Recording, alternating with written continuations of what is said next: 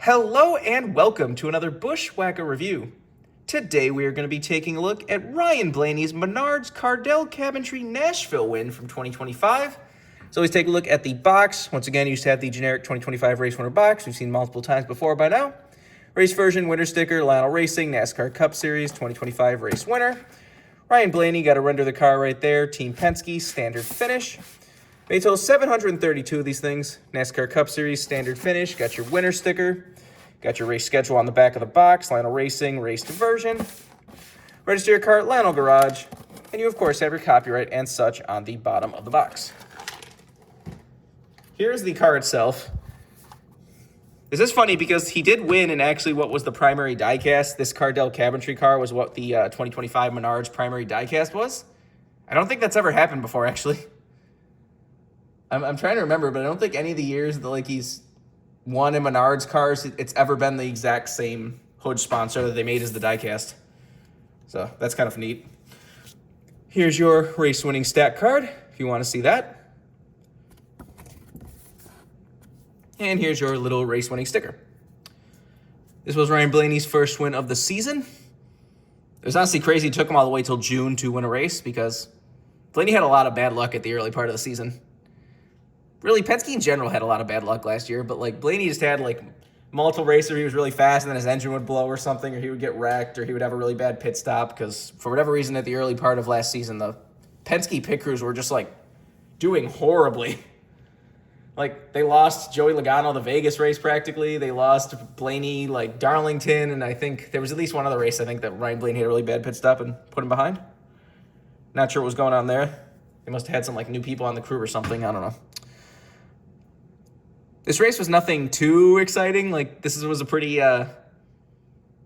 non-memorable, kind of forgettable race. The only thing I remember happening in this race was this was the race that started the Hocevar Stenhouse beef when Hocevar just drove through Stenhouse, I think at the end of a stage and just wrecked him. But other than that, there wasn't really a whole lot that went on in this race. Nashville's one of those tracks that either gets insane and chaotic or it's just very plain, typical okay race. There's not really much in between for Nashville. But anyways, let's get down to sponsors. On the hood, you have Cardell Cabinetry. Got Pennzoil, got Ford Mustang number 12. Down the side, you got Menards. You got Cardell Cabinetry back there. Front of the rear wheel, you got Snap-on, Kidd, Richmond, Knauf, Discount Tire, Worth, Wabash, and Ford Performance. On the seat post, you have Advanced Auto Parts and Dex Imaging.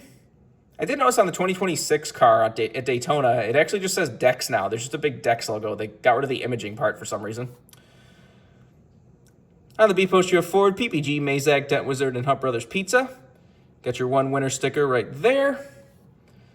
Typical tinges and such up front. On the back, you got Menards and body armor. At random points throughout the year, the Menards cars always look like this, where they'll just have a big, huge body armor logo on the back piece for whatever reason. I assume you can buy body armors at Menards, but I don't know if we've ever gotten a diecast of one of these before. I'm trying to remember if any of the Menards wins for Blaney have ever actually had this on the back bumper, but I don't remember. I'm sure there might have been one. Anyways, on the deck lid, you got Maytag, Ideal Doors, Libman, Jacklink, Sylvania, Delta, Kidd, Tarkett, Cardell Cabinetry, Duracell, and Atlas. This is number 66. Except before you have Dex Imaging on the roof. Same stuff down the other side. Let's take a look under the hood.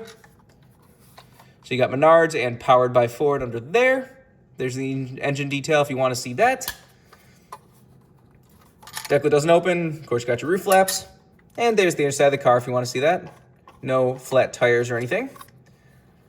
Now let's get down to damage and such. There's really not a whole lot on this car. Like I said, this was a pretty regular, everyday, uneventful race, so didn't get a whole lot of damage. This definitely isn't one of those if you want to get just specifically damage race versions.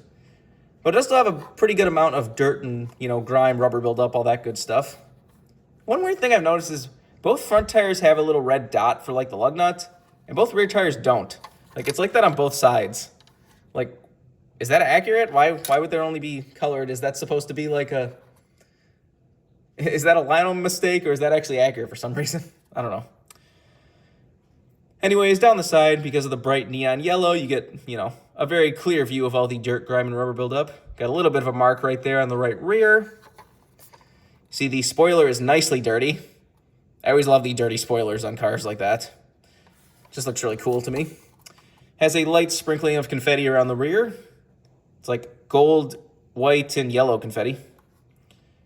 I guess Cracker Barrel colors. I think this was the Cracker Barrel race, wasn't it? Yeah, Cracker Barrel 400. So yeah, I guess it's supposed to be Cracker Barrel colors. You see a pretty good amount of like dirt and marks and stuff right where the fuel spill is. Looks like somebody was side drafting him at some point during the race or got into him a little bit, but some of that's probably fuel spill too. And again, just a few little marks and stuff, nothing too crazy. Like I said, this isn't one of those that if you only get like super, confetti covered cars, if you only get super damaged cars, it's just a pretty typical race version right here. Honestly, this is kind of like, I do like for regular cars to have like this amount of confetti where it's, it doesn't, completely cover the car, but enough that you can tell it's a race version. That's one of the reasons I always like confetti, because some people are just like, "Grr, I want no confetti in any cars."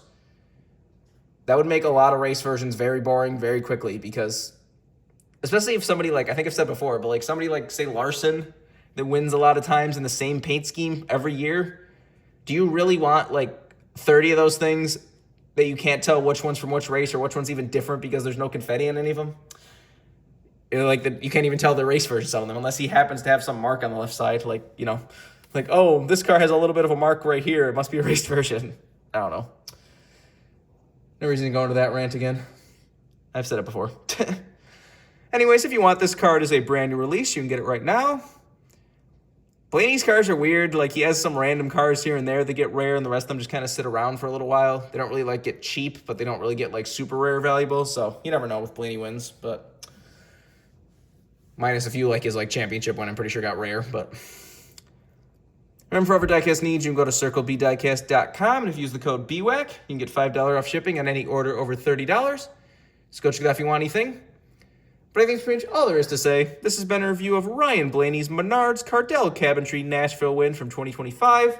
Hope you enjoyed, and thanks for watching.